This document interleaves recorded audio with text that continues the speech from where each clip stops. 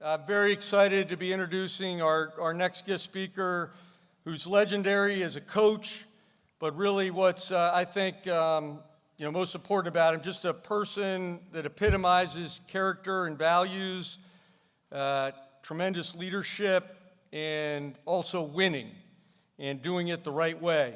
And in 1969, graduated the United States Military Academy at West Point and played basketball there. And as he left the Army, he went to Indiana University, was assistant coach under Bobby Knight, and then came back to West Point where he coached until he was hired to be the Duke basketball coach in 1980, and then stayed as a coach till 2022. And so rather than go through a whole list of accolades and highlights of championships, we're going to show a video. It's going to get you fired up about winning, so please roll the video.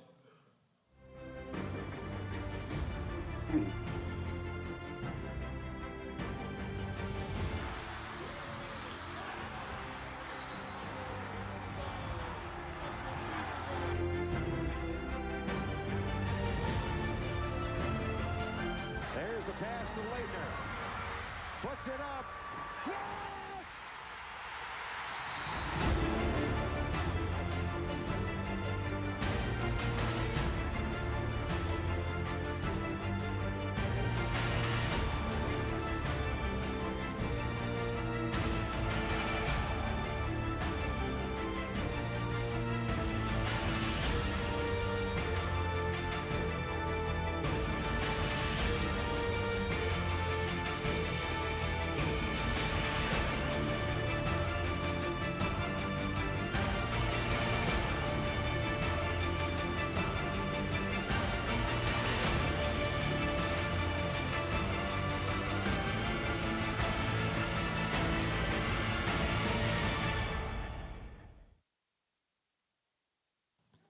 All right, Coach, I'm going to turn it over to you. We're going to have some great remarks today on leadership. Coach, over to you. Thank you. Yeah, thank you. Good afternoon to all of you. It's an honor to be with you. I know you're just finishing up now 2.5 days of this amazing conference, the Maneuver Warfighter Conference.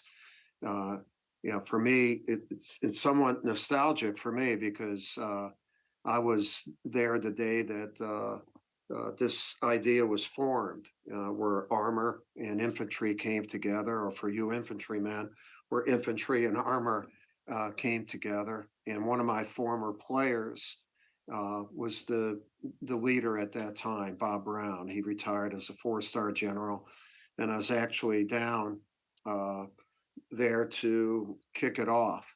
And so to see where it's grown, and was such a good idea, and it keeps growing. And over the last 2.5 days, you've gotten more ideas, more things, because you have to keep getting better.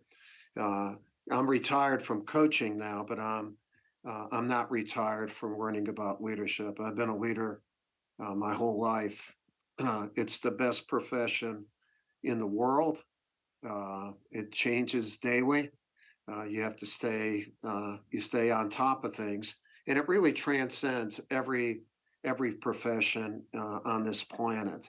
If you do not have good leadership, you're going to fail eventually. There's no question about it.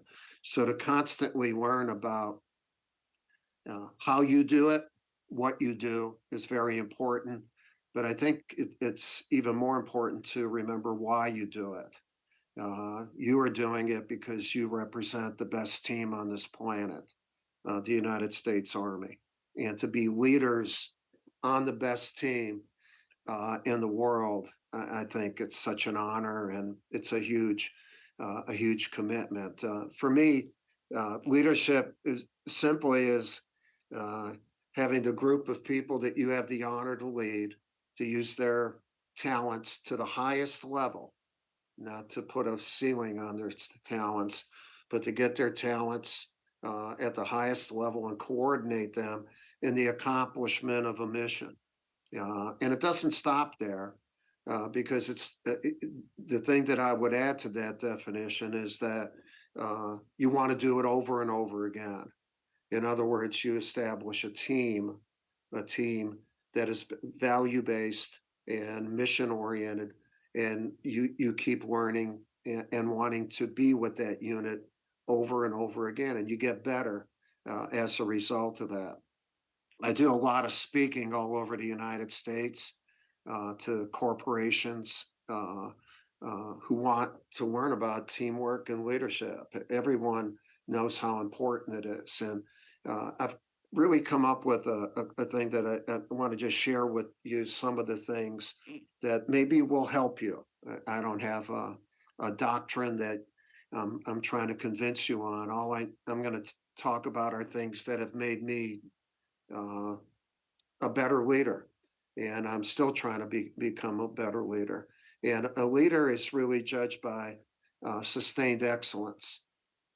And that's the thing I'm most proud of in my career is that we've been knocking on the door or knocking the door down my whole career. The 42 years I've been at Duke, and I was the U.S. coach for 11 years. And uh, once we learned how to do it, we're there all the time, and that's what we need you all to be there. We need for you to be there all the time. So I want to talk to you first about what I call the three A's. It's something that I've done about 30 to 35 speaking engagements in the last 7 months. And in doing them, you prepare. And just so that's winners prepare. Everyone wants to win. Not everyone wants to prepare to win. I mean, you're an idiot if you don't want to win, and okay, I want to lose. No one's going to say that. But will you say, I want to prepare to win? Especially if you've won once or twice, will you prepare with the same intensity and same level of preparation that you did the very first time you won? And so there are three A's that I think are really important in leadership. The very first one is agility.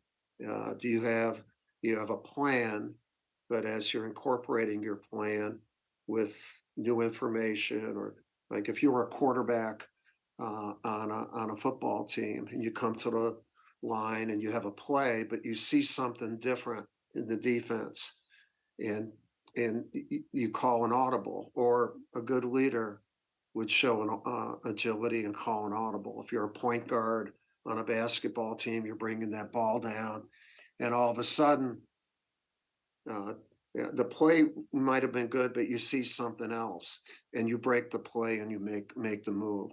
So agility, I think, is huge, and in being an outstanding leader and making the most of your team. But agility needs the second A, and the second A is adaptability. The adaptability of getting new information, obviously, the intel is important. Uh, but I think agility that based on adaptability in communication. If you have adaptability in communication, it helps you be more agile. Uh, it, it, I've had to learn how to communicate differently, uh, 15 to 20 different times to the teams that I coached at Duke. I kept getting older, and they stayed the same age. I had to change when I coached the U.S. team, where I was coaching men, and pretty established men, the superstars in the game. And so communication, being adaptable in communication is huge. The last couple teams I coached, the attention span of young men at that time was not as long as it was in the past. And so I had to get my message across quicker, or even use different people to get that message across. It doesn't have to be the leader that gives the message across. And to be quite frank with you, I had to show them pictures. That helped. They're so attuned to looking at their iPads or their phones or whatever, that every once in a while a picture or a tape helped out. But adaptability for a leader, it's really cool and really good if uh, the men and women that you lead. Like you might know something about their families, their birthday, a special event, and all that is really good. You know, to personalize that. But uh, I'll tell you two force multiplier questions that have helped me in getting more from people. Is, you know, what if I asked you, say, you know, Jim, what do you think about this? And what do you mean? You want to know? You actually want to know what I think? And yeah, I want to know what you think. And or how do you feel about what we're doing? What do you think, and how do you feel? Those are two great questions a leader can ask individuals on his or her team. And what it does, it empowers the person that you're leading, and it creates more ownership. And if you own what you're doing, you're going to be a lot better. So that adaptability to go along with agility is huge. However, A, the third A is not alive and well in our society right now. It's called accountability. Um, you know, you're responsible. You know, I'm going to hold you accountable for what's going on. We're going to be held accountable for whether we accomplish our mission or not. So if you do not have accountability, you're not going to be successful. There's no question, or you will be less of who you should be as a unit. Accountability keeps you, gives you the opportunity to be at your very best. I have three daughters, and I got 10 grandchildren, and I'm a very lucky guy. And my middle daughter is dean of students at one of the top high schools here in Durham, North Carolina. And what she's experiencing, and what a lot of people are experiencing now, is this lack of accountability. Like Jimmy, I'll use Jimmy again. Uh, uh, Jimmy gets a C in a certain course. Jimmy's parents are mad. Uh, they come in and they want to talk to the teacher and my daughter, and so they're there with my daughter and the teacher, and they say, you know, how can Jimmy get a C? And if I'm the damn teacher, I'm going to say, you know what, Mr. and Mrs. So and so, that's what Jimmy earned. Uh, you know, Jimmy took the damn test. I didn't take the test. Now, if you want me to help Jimmy become a B or C or A student, I can do that. It will not happen unless you take responsibility. And to hold, when a unit holds each other responsible, accountable, it's not blame. We're not going to become a blame team. We're going to become a highly responsible team. And the toughest accountability thing that I've ever had in my career thus far, I think it'll be the toughest. Is it occurred with my U.S. team. It's called the Redeem Team in 2008.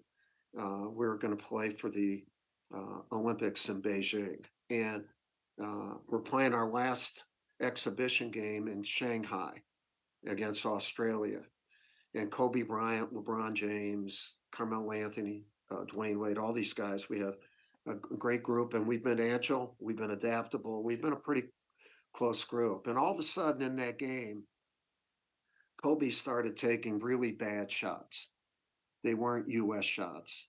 They were shots that he can't take. And LeBron James, who's on the court, came up. I was sitting on the bench, and he's on the court, and he looks at me like, what the hell are you going to do? And before he said anything, I said, LeBron, trust me, don't say a damn word. Do not say a word. And then he looked at me and I said, trust me. So we finished the game, second half. We don't play well because if he says something at that time, we're going to have a mutiny. I mean, This team's going to split. So that night, I'm up all night. Kobe Bryant at that time is the best player in the world, the best player in the world, and I have to hold him accountable. So I'm up all night with my staff, and we have tape of the shots. And the next morning, before we go to Beijing, I said, Kobe, I need to talk to you for a minute. We go into the team room, and I say to him, and he's majestic. I miss him terribly. And, and I said, you took really crappy shots, man, yesterday. And if you take those shots, we won't have a team. We won't win the gold medal. We won't win any medal. And I showed him the shots, and I said to him, and I looked him right in the eye, and I said, you can't take those shots. And he looks at me, and I expect like a fight now, like I expect an argument. And he says to me, and he smiles. He said, "Okay, I won't take them." And I, I didn't want to show that I was like surprised, but I am surprised. So I say again, you understand, you can't take those shots. He says, Coach, I won't take them.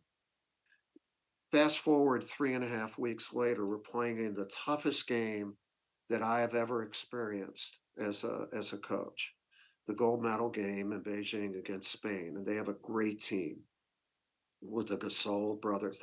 They're terrific. We're beating them, but they make a run on us, and we're up by 2 points with 8 minutes to go. And we call a timeout, and I'm on the bench, and I'm getting ready to write on a clipboard, on a court diagram, a play that I hope would be a winning play. And all of a sudden, the guy that I held accountable, Kobe Bryant, comes in, and he puts his hand on the board, pushes it down, and he looks at me and everyone. He says, Coach, we're good. This is what we've been prepared to do. We're fine. And then all of a sudden, I get chills thinking this damn stuff. These are amazing moments that happen when you do good leadership. LeBron James says something, Dwayne Wade says something, Carmelo, and all of a sudden the timeout's over and we don't write a play up. But we don't go out with a play that may or may not work.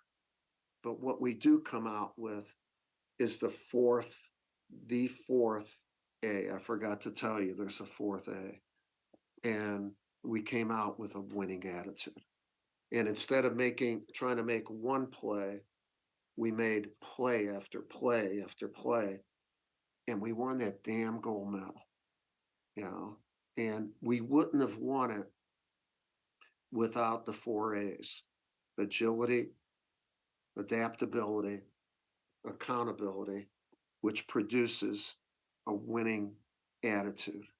And the winning attitude, if you have that day after day after day, and it becomes a habit, you know what? You can win day after day after day. With the US team, once we got our team established and our culture established, we won 77 straight games. And we won every game from 2007 until 2016, because we learned how to form a team and develop a culture. Yeah. When I say that, when you're trying to do things with your team, with the team that you have an opportunity to lead, I think it's huge to develop common ground where you, like for me with the US team, I met with them. I meet with my Duke teams the same way. And with the US team, I told them, you're not playing for the United States. And they looked at me like, okay, this guy's a nutcase. But we always had a gold medal, just like I have a Duke logo behind me. You have a picture of the gold medal behind. And I said, we will not win that gold medal unless you are United States basketball. You have to own it. You have to be it. And yeah, you hear the expressions, be all you can be, you are the army. That's great, but you have to believe it. It's just as important as saying, I am first platoon. I am C company, not just the total unit. Yet, like, because every level of leadership is important. It's not just the general or the head coach doing it. Leadership is plural, and part of the success uh, that this overall concept, the maneuver warfighter concept, has it has to have leadership at every level and ownership at every level. Uh, when we met that first night with our team, and look, you all have rules and regulations, and you need to have them.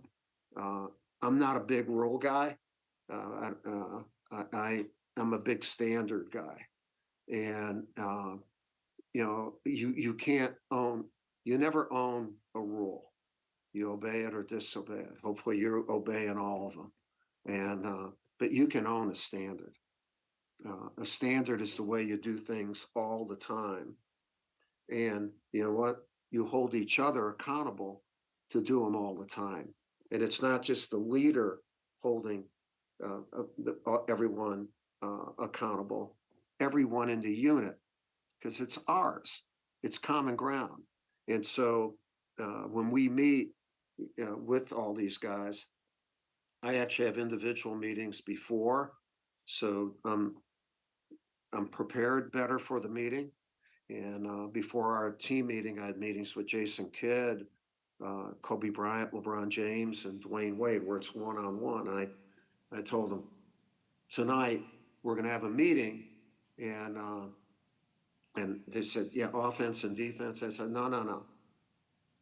We're going to have a meeting about how we're going to live. And I said, my two standards with every team that I've coached is one, we look each other in the eye, and the second one, when we talk to one another and we tell each other the truth in a moment. Come on, what you all do, you have to have that. Come on, man. You have to have that. And when you do it over and over, you develop trust. Really, with since I was a coach at West Point 50 years ago, uh, I always told my team, you have 5 guys on the team, okay? We can be really big fingers and tough, but if we go after 2 at a time or 3 at a time, it's not going to work. We have to go after like a fist, over and over and over again. 5 playing as one, and so the first finger is communication. Look each other in the eye, tell each other the truth. The second one uh, is trust, and it's developed by telling each other the truth over and over again. The third finger is care. I got your back. I got your back. You know. The fourth is collective responsibility. We win and we lose together. It's not like I won. You didn't do this and we lost. You don't have a fist anymore. And by the way, no team will be as good if they embrace singular pronouns. You have to be a plural pronoun team. We did this. Ours. This is ours. Collective responsibility. The fifth finger is pride. I'm proud to be a part of this unit, this group. And so those were the building blocks of every team. And I talked to those guys that night about it.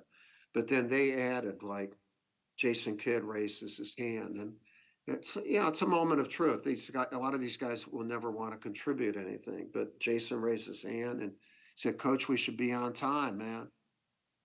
No one should be late ever. We should respect one another." I said, "Is that good?" go over with you guys? And yeah, so that was a standard. Now, some people would call it a rule, but they owned it that night.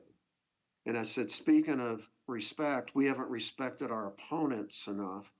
The U.S. has lost 4 of the last 5 major competitions, worldwide competitions. We didn't practice at the level. We didn't prepare at the level. And so I think one of our standards should be we never have a bad practice. It's not my practice, because that's that singular pronoun again. It's our practice. Everyone's accountable for that practice to be good. And so they all agreed. And I could look, in the 11 years that I coached, that we never had a guy wait. We never had a bad practice. They owned it. We had things like always have a strong face. Dwayne Wade brought up, we have to have each other's back, that care. All right. And basically, when you rush forward, or do you go full force, knowing that the people on your team are with you, full force, or do you look back? If you look back, you half step. We don't half step. God darn it. We have your back. You know, when you go forward, man, I'm with you. I'm with you. That's such an important, the having each care for one another. Kobe Bryant raised his hands. He's the leading scorer in the NBA, and he says, if we play defense and rebound, we'll kick everyone's butt. You know, guys came up with, never show a weak face. Internationally, we didn't want to ever, if you watch an NBA game, they complain to officials a lot. And we said, you show weakness when you do that. Like, especially if you show, I call them beggars' hands. You know, don't show beggars' hands, man. You know, one, it insults the official. We're only going to have that official one time. They come from a different country. Don't insult them, man. And the other thing is, don't show your opponent weakness. No weakness. Strong faces. Nothing to an official. And we talked about being enthusiastic. And we came up with 14 standards. And LeBron James had not said anything yet. And so I don't know if it was punking me that night but I got 14 already, so I felt pretty good. But LeBron raises his hand, and he and I are very, very close friends. And he was eloquent. He said, Coach, I've dreamed of winning that gold medal. I've dreamed of playing with Kobe and Chris Paul and all these guys. We're the best. We're the best in the world, just like you all. You're the best in the world. And then LeBron said, and we represent the best country, and you represent the best country. And he said, Coach, no excuses. I don't want to hear an excuse ever from anybody. Now, this is the team talking. And I said, well, that's damn good. I said, that's going to be our first standard. And that became the first standard with every team that we had. And so we came up with a common ground. It wasn't just that we were wearing the same uniform, that we're in the same squad, we're in the same platoon or company or whatever leadership group, what team group it is. It really, you all are a team of teams. And you're a team of leaders. And when you coordinate the strengths of all that, man, you can't be beat. You can't be beat. And so, but I also told him, I said, you know, as we go forward, in ownership, I don't want you to just hear or see. Just like for these last 2.5 days, you've heard a lot, you've seen a lot. That's been terrific. But to me, you don't become that group that's going to be very difficult to beat. unless you feel the why, feel what you do, then it hits your heart. So what you're thinking, what you're saying becomes, and then we put our hearts together, man. And when we put our hearts together, it's going to be damn good. Not many people are able to do that. Not many teams do that. So I asked them that night, I said, we're practicing in Las Vegas and we're staying at the Wynn Hotel, beautiful. I said, I know you guys are studs, you're zillionaires. When you go up your suites tonight, I want you to look on your beds and I want you to be 16 for 1 minute. That's all I'm asking. 1 minute, 16. So what we did was we laid their Olympic uniforms on on their beds. Later that night, I'm playing some video poker, and I'm allowed to do that, by the way. Just it's okay. And I get a tap on my shoulder, and I look and it's Kobe Bryant. And I said, "What's up, Kobe?" And he said, "Coach, I did what you asked me to do." And I said, "What happened?" He said, "I cried." And I knew that we were getting there. And 2 days later, we brought in, it was Colonel Brown at that time. He's head of a striker unit in Iraq. And he brought 3 of his wounded warriors. Scotty Smiley, a captain who is one of my really good friends, was blinded, saving his unit. 2 non-commissioned officers had lost limbs. And they spoke about selfless service, which is what I wanted my team to feel. I wanted them to feel a little bit of what the best team in the world felt about serving their country, playing for their country. And so they spoke and they all said they had no excuses. They all wanted to serve again. And Scotty became the first blind officer in the Army. And my guys were all crying. So thank you. Thank you, because we wouldn't have won those 3 gold medals in the Olympics and 2 world championships without having the example of what you all do and what you need to do at a highest level. The last thing I'd like to talk to you about is just in the history of this planet, value-based teams stand the test of time. Value-based teams. For over the last 45 years, 40 years, I've worked with Lieutenant Brown and Captain Brown, General Brown, and we always discussed leadership. And the values that I have in my program are very similar to the values of the Army.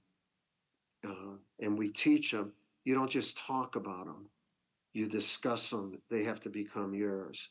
Integrity, you know what's right. Come on, man. Do what's right. You know what's right and wrong. Do the right thing. Do the right thing. Respect. Everyone's important. Courage. The ability to say or do what needs to be said or done at the moment it needs to be said or done. I mean, it's critical in my profession. It's mandatory, man, in yours. The courage thing is unbelievable. And then selfless service, the 4th one.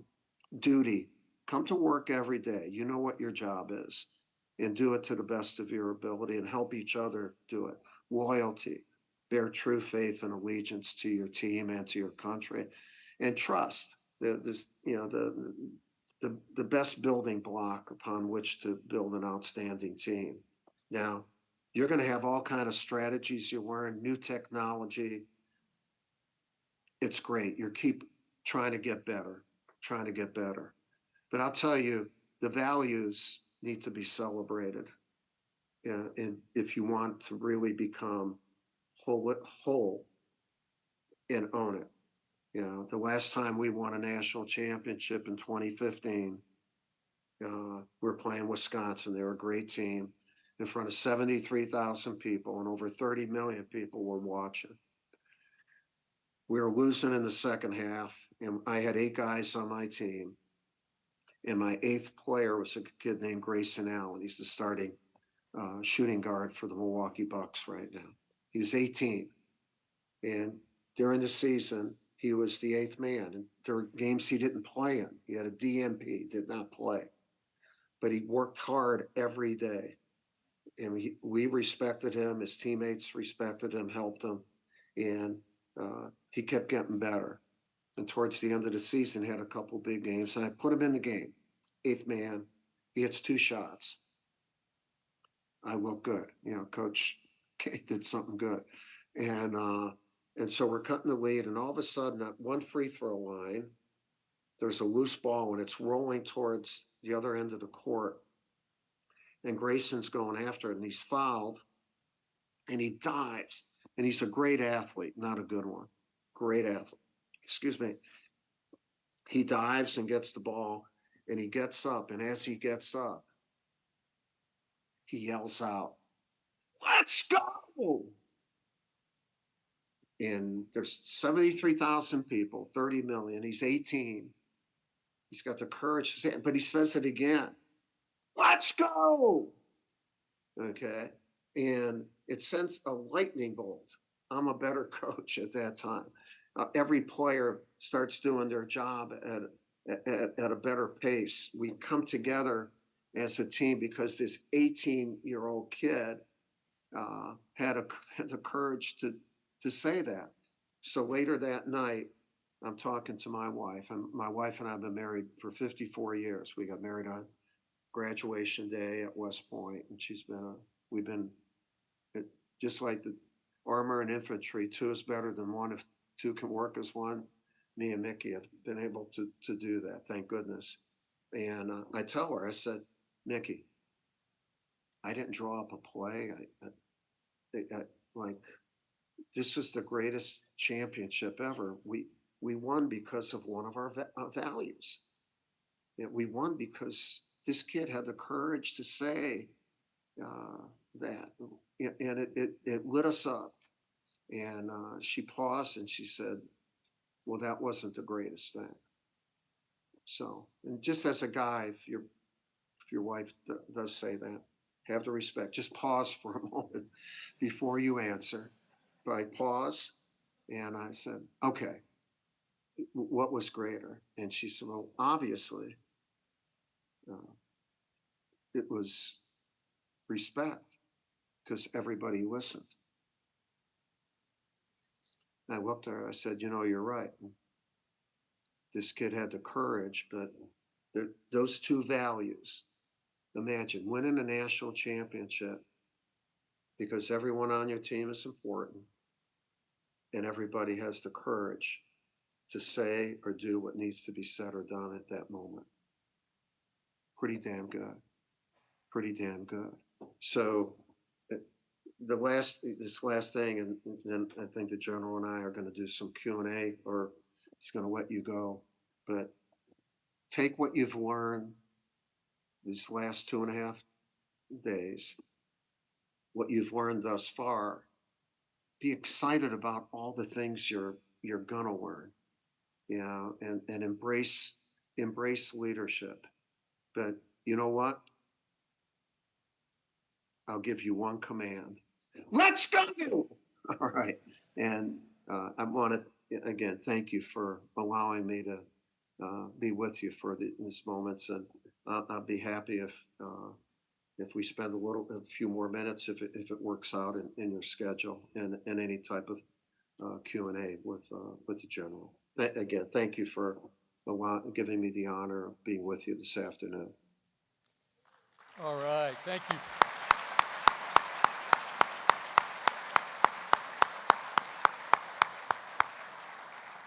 All right, Coach, thanks so much. And they didn't all run out of here either when you said, "Let's go." Coach, first question. I've got a couple coming in, and then please move to the mics out there. One thing we didn't talk a lot about, or you didn't talk a lot about, was overcoming failure. And as a key attribute for a leader, and just failure you may have faced throughout your career, and how you use that maybe as motivation to build success. But over to you, Coach. Yeah, no, it's a great thing to talk about, because you don't win all the time. You get knocked on your ass every once in a while. And it's failure or adversity. Like when, like all of a sudden we lost a close game, that can be it, or we had an injury or something happens. And as a younger leader, I might be alone and just yell like, "Oh man, how could that happen to me? How could that sin? If I had something in my hand, I wouldn't throw it at anybody." But so every once in a while, I hit a wall or threw something, and I stayed in that moment. And uh, as I matured as a leader, I said, "Okay, you're a knucklehead. You're an idiot for doing it. This crap's going to happen. It's going to happen. The longer you stay in crap, the, the worse it's going to be." So I came up with a 4-step thing that I done so many times. Once I matured into better leader, the first step, and it's a talk. The first 2 steps are a talk with yourself, and I'd say to myself, "Do I believe in me? Do I believe in my team? Yes." And I would say it, "I believe in me." And I say it out loud. I wouldn't do it on a street corner in New York City or whatever, but privately, a leader at times, you talk to you self motivation. I believe in me. I believe in my team. Second step, attitude. Everyone in the audience, everyone on this planet has the same freedom of being able to determine what attitude they have. You make that choice. No one makes that choice for you. You do. And so I say at that second step, I have a great attitude. I have a great attitude. I'm going to have a great attitude. I believe and I have a great attitude. 2 pretty damn good steps. The third one is, why the hell did that happen? And so preparation, take care of what happened and change. Don't do the same thing over again. Preparation, and it leads to the fourth, and it's exciting. It's execution. You take belief, great attitude, prep, and now you change what was maybe something bad into something good. And you get into the habit that when anything bad happens, you're not going to stick with it. You're going to make it something good. And why wouldn't that be your goal? To make that change. So that has really worked for me, and I developed a habit of doing that. Look, I'm 76. I better have some old good habits, and you learn them because of the mistakes that you've made, and along the way. Thanks, Coach. We'll go out here to, I think it's panel 1. Go ahead. Hey, Coach. Captain Mac, MCCC instructor. Curious if you could share an anecdote of a time you struggled to build buy-in in a team and how that team ultimately overcame that struggle. I didn't hear to overcome. Coach, Go ahead. you got it, sir? No, you go ahead. Yeah. Coach, could you please share an anecdote of a time a team, or you struggled to build buy-in with a team? You struggled to build buy-in. A time, Coach, where you struggled to build Yeah. buy-in with a team. Yeah, And well, how you did we it. didn't struggle. We didn't struggle long, and I mean, you have to put, like, come on, buy-in. Yeah. Now, how I communicated it in the '80s was different than the '90s. Not as different in the '90s, but in other words, look, buy-in is belief. You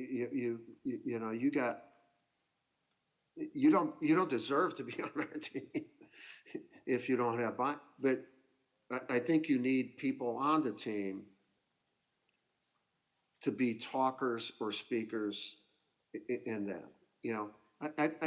To me, guys wanted to win. Sometimes they didn't buy into where they fit in on the win, and then my thing was to have one-on-ones, and the truth immediately, and why don't you believe, and you attack it, and uh, you have that at different times, because especially with college teams, the the U.S. team, this is a cool thing. With the U.S. team, I met with each one of them individually, and I asked them. I said, "I want you, I want you to give me your word that you will do everything you can for us to win the gold medal, whatever I ask you." And he said, "What do you mean?" I said, "Whatever." And I said, "I want put your hand up and say, Coach, I will do everything you want me to do to win the gold medal." Now, all those guys did that. I mean, that's not public knowledge or whatever. And so, the a big thing in buying is relationship building, and again, there are problems along the way. Uh, there's not just one story. It's really getting an individual over some humps that they have. If they don't buy it, they're insecure, or they have a demon of jealousy, or we got to get rid of all those demons. And I'll do some private, but some public. And over the years, I'd call out a guy like, you're selfish, whatever I said after that. And is that who you want to be? you know, is that who you want to be? Come on, man. You didn't come here to Duke and play for me and this university to be like that. You didn't join your team to be that. Let's get over our bullshit and start getting into our stuff. Let's be men. Part of it is buy-in is being a man, the woman that you need to be to make that unit go. A lack of buy-in gets me pissed, to be quite frank with you. I can't stand it. So I would take if necessary, extraordinary measures without violating any laws or rules to do that. You can't beat yourself. If someone beats you, they got to be pretty damn good. So anyway, you got me riled up here. I want to go coach a team. Hey, Coach, just one other thing. I know you mentioned, just to dovetail on that, and then we'll go out to the crowd again, but I know you mentioned the importance of why when we were talking. I don't know if you might want to expound on that a little bit. Yeah, why there are a lot of people that do things without the why. They do it for, well, the why becomes money or whatever. But in the profession that you're in the profession that I've been in my whole life, why there was a sense of purpose. Like, why are you doing this? And like for me, I coached because I loved it. That was one of the whys. But another why was I wanted to make people better. I wanted to form teams, like where it becomes personal. It becomes personal.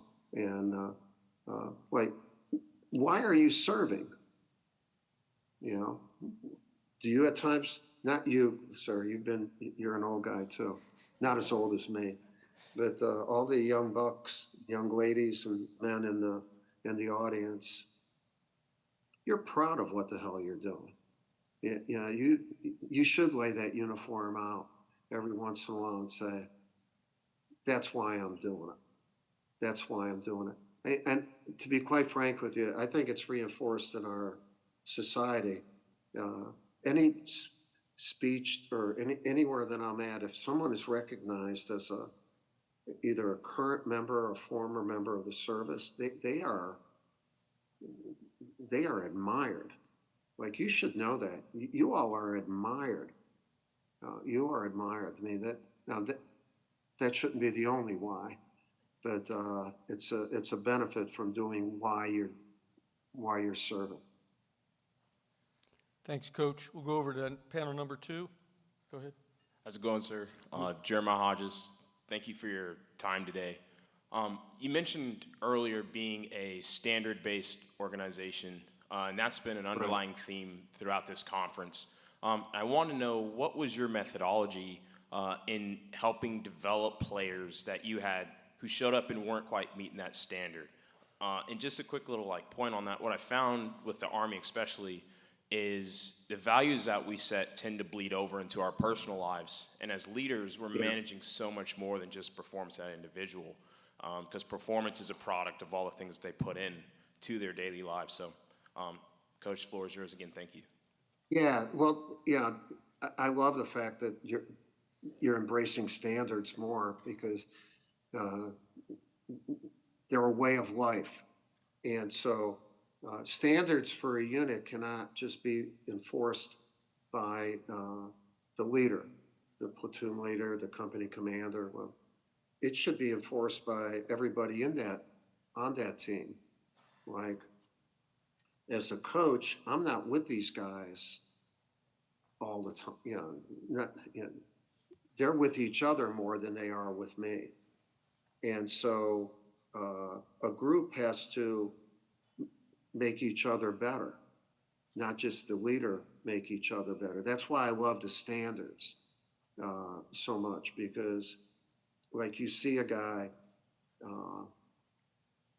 in a practice, a lot of times another player will know if a teammate isn't working as hard or there's something wrong.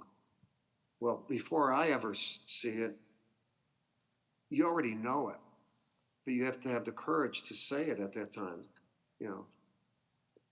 Hey, Mike, come on, man. What the hell's wrong with you? Nothing's wrong. Something's wrong, man. Get your head out of your butt and let's get going.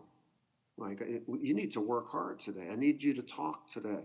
I need you to, and so it's got to be done where that becomes the way that group is.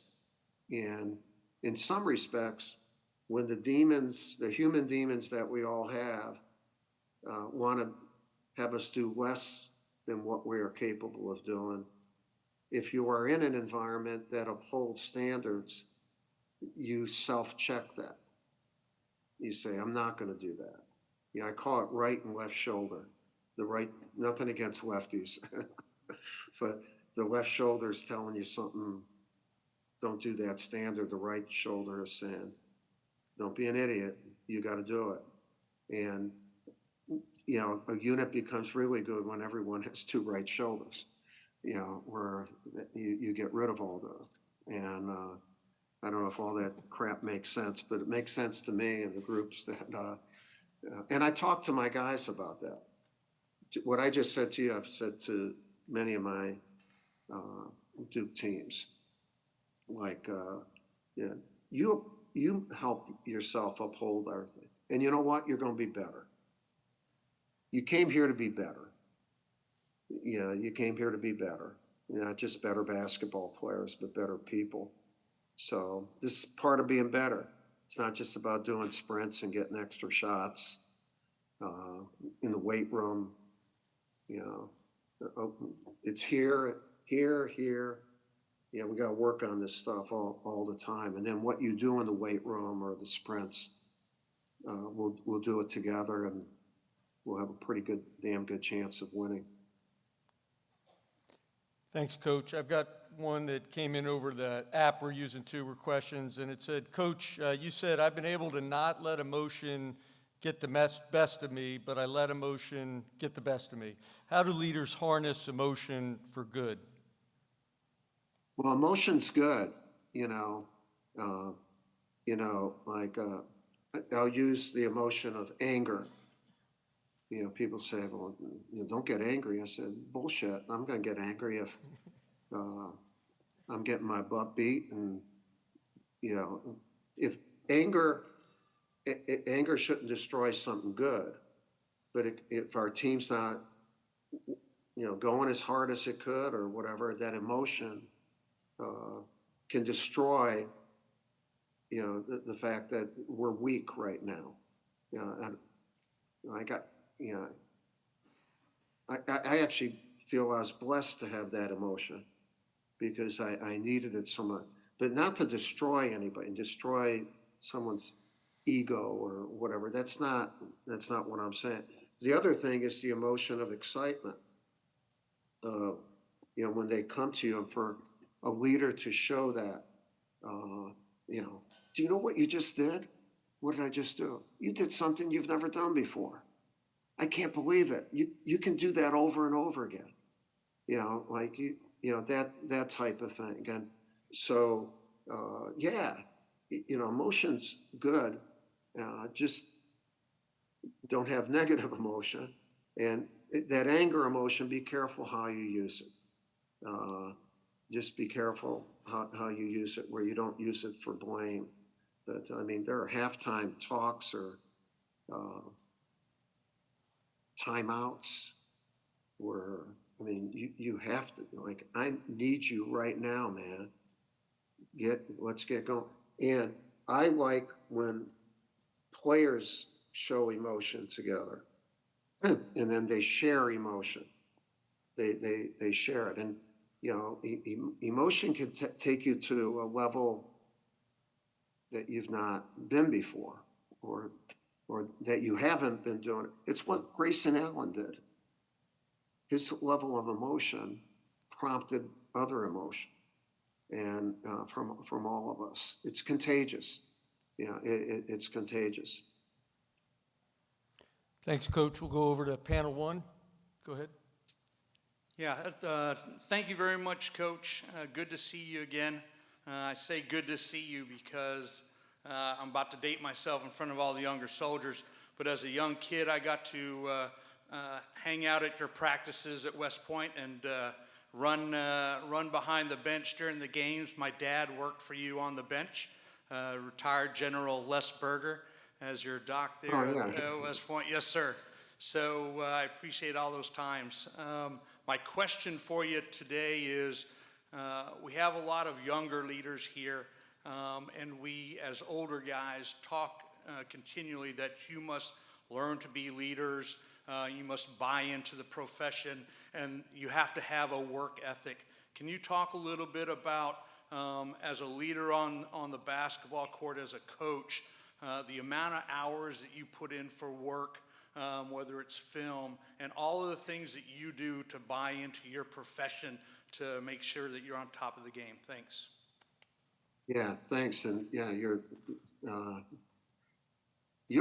got in the way a couple times too. So I remember those things.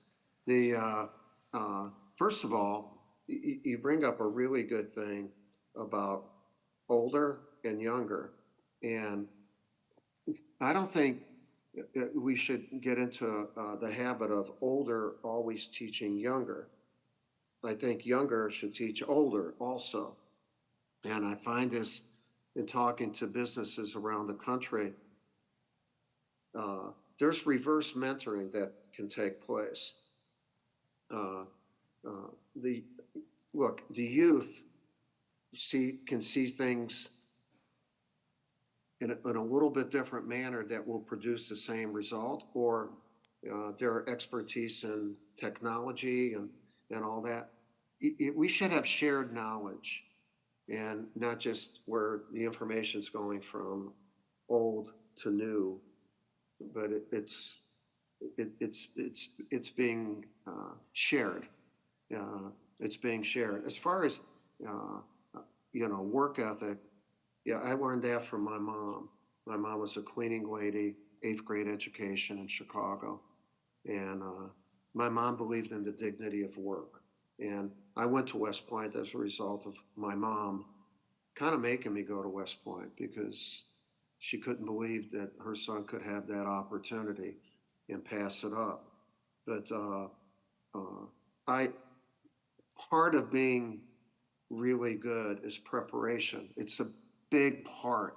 If you would watch a Kobe Bryant or LeBron James, what they do, Steph Curry, behind the scenes. It's amazing.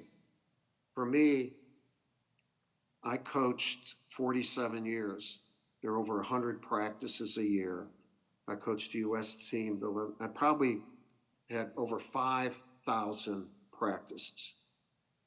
The night before each practice, I watched tape and wrote out a practice plan.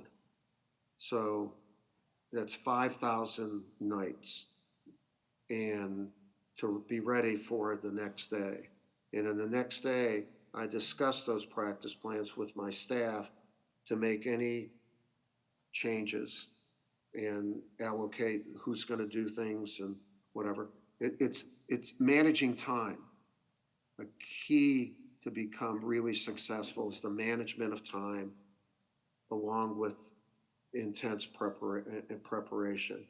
And then during the practice, to have the agility that and the adaptability that if something isn't working or you got it sooner, or to make changes during that time.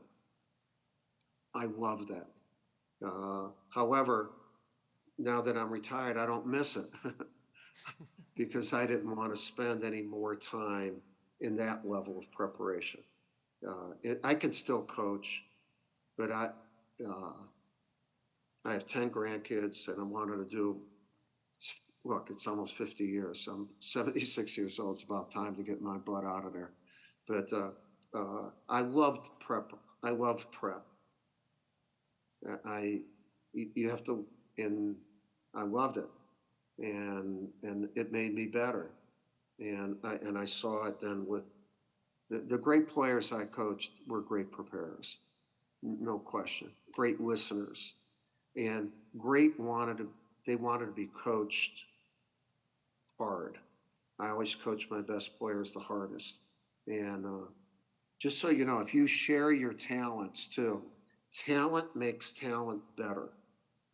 That's why I told the U.S. team, bring your egos in. I don't believe in that expression, leave your egos at the door.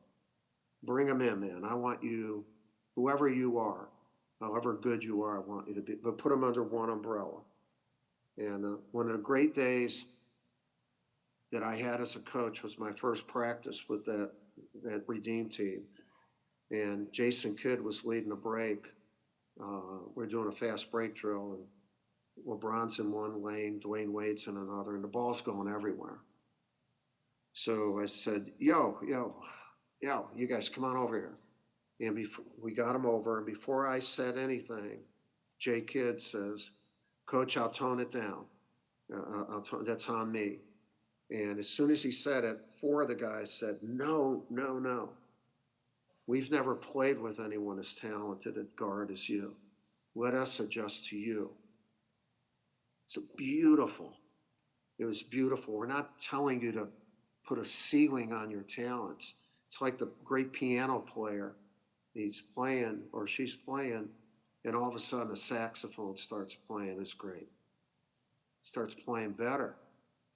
Guitar, or somebody sings. In other words, part of what you're doing is you're trying to bring all these talents together and make damn beautiful music. And talent makes talent better. No question about it. No question about it.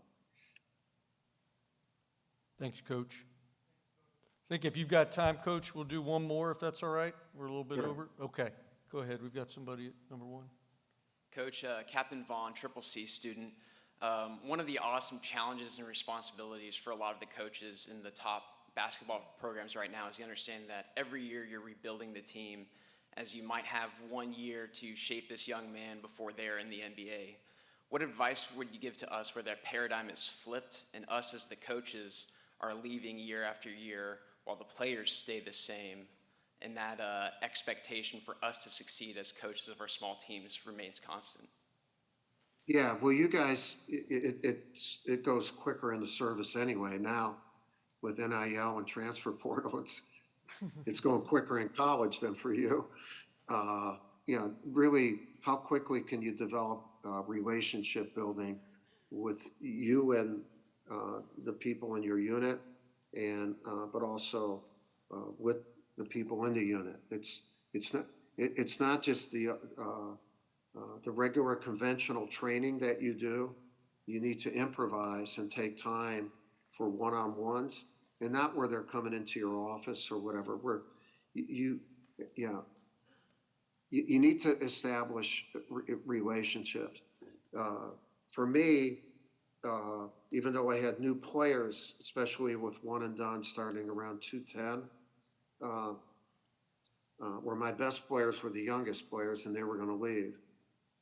I had a group of managers, 12 to 14, that are treated exactly like a player, and they were there for 4 years. And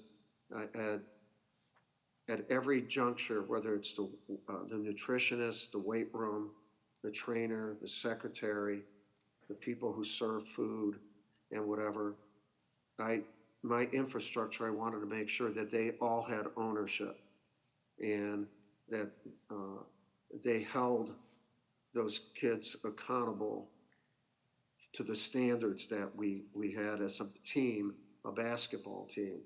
And so, and my infrastructure is not good. It's great. And but I had to change some things in getting them to know me better. And the other thing is, I've been fortunate to have a lot of success. So as I got older, it's not just an 18-year-old relating to a 60-year-old. It's an 18-year-old relating to a 60-year-old who's won some championships and won Olympic gold medals, where you can't be a statue or some iconic person. You have to be this kid's friend, confidant, teacher, counselor, coach. And but it keeps changing. And if there's anybody still in the unit, or obviously in any unit, the non-commissioned officers are always so, they're experts. They know what they're doing, to make sure that they're working at it also, and they stay current. And one last thing about that I keep going back to accountability because it's so damn important. It's especially important for that officer and that non-commissioned officer to hold each other accountable. And sometimes a younger officer, you're going to be with an older non-commissioned officer. You might be reluctant to do that because,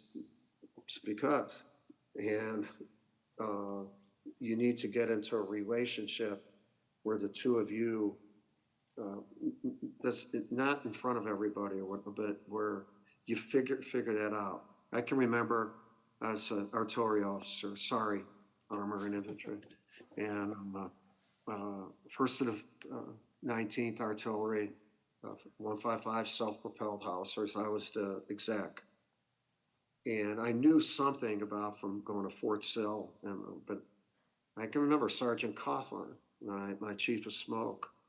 He's a great guy, and I knew from sport that I needed to meet with him. And so I met with him, and I said, look, we both know at least one thing. And he said, what's that, sir? We both know that you know more about these howitzers than I do. Okay, and so let's start there. And I'm willing to learn from you, and I know some. And the second thing that I hope is that we both know that I'm supposed to be the leader, but I would like it to be a shared leadership, and I would like to make sure that we have each other's back. And basically I was saying, let's hold each other accountable. And I would do that then in relationship building. And I did that in every unit. Even when I do a speech now, I go all over. Before going on stage, I meet every stage person behindhand. What's your name? Let's knock this out of the park. Where you make people feel like you're with them. And you try to do that with your unit, but it's especially important for that shared I call it a shared leadership position that you have with the great non-commissioned officers that we have serving in the armed forces. Thanks, Coach. I'm just going to offer if you had any closing comments, anything you'd like to say before I wrap it up here. Over to you again. Yeah. Well, first of all, thank you for, doing this on Zoom is difficult. I hope it's come across where, it's difficult because for me as a teacher, as a leader, I need to feel my unit, the body language, to look at facial expressions, it's called shared emotion. And while you're doing that, and so, again, I hope it's come across well. I miss that because, man, I would love to share emotion with all of you. Are you kidding me? The best team on the planet, so much energy, so much commitment. God bless you, and thank you for your service, and thank you for the sacrifices you and your families have made to keep us going, man. Just keep us going. Thanks, Coach. An absolute honor to have you make time today. I know you get a ton of requests and you do this all the time, but to make time for all these non-commissioned officers and officers here, junior officers, getting ready to head out to take over platoons and companies, we're just so appreciative. And I filled a notebook, I think, just listening to you, lots of leadership nuggets about owning standards, accountability, leadership is plural, building trust, collective responsibility, pride, caring for one another, on and on and on. Just this is absolutely the right way to close our conference, Coach, and just talking about leadership. And I think everything you talked about absolutely applies to what we do each and every day in the Army. And so let's give Coach a round of applause. And Coach, thanks so much again. Thank you. Thank you, guys. Appreciate it.